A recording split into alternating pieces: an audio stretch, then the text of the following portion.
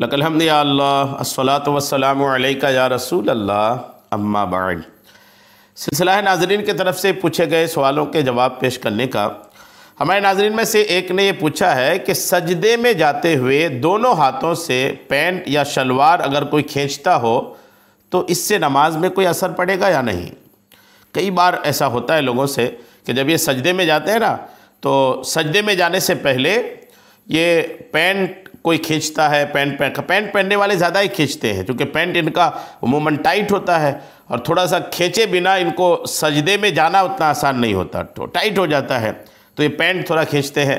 اور کچھ لوگوں کی عادت ہوتی ہے تو وہ شلوار بھی پہنے ہیں، لنگی بھی پہنے تو بھی تھوڑا سا کھینچ کر رکوع سے سجدے میں جب جاتے ہیں تو تھوڑا سا کھینچ کر پھر سجدے میں جاتے ہیں۔ ایسا کرنا کیسا ہے؟ آئیے توجہ کے ساتھ جواب سنیں۔ سجدے میں جاتے ہوئے دونوں ہاتھوں سے پینٹ یا شلوار اوپر کھینچنا مکروہ تحریمی و گناہ ہے۔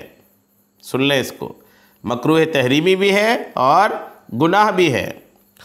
فتویٰ عالمگیری میں ہے کہ نمازی کا اپنے کپڑے، داڑھی یا جسم کے ساتھ کھیلنا یہ مکروہ ہے، اور کپڑا سمیٹنا یوں کہ سجدہ کا ارادہ کرتے وقت آگے یا پیچھے سے کپڑا اٹھا لے یہ بھی مکروہ ہے، جیسا کہ معراج الدراریہ میں ہے، اور کپڑا جھاڑنا تاکہ رکوع میں جسم سے چپک نہ جائے اس میں کوئی حرج نہیں۔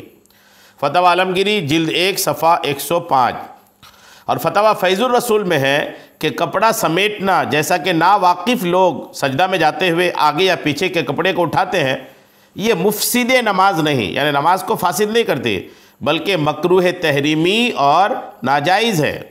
جس نماز میں ایسا کیا گیا اس نماز کا دوبارہ پڑھنا واجب ہے۔ فتویٰ فیض الرسول جلد 1 صفحہ 276۔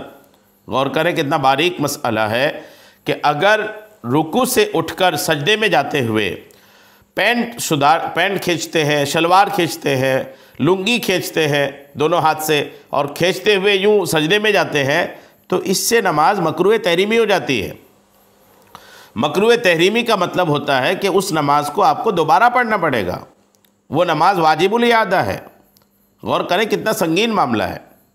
لہٰذا نماز آپ پڑھتے ہیں تو اپنی نماز کو خراب ہونے سے بھی بچائیں۔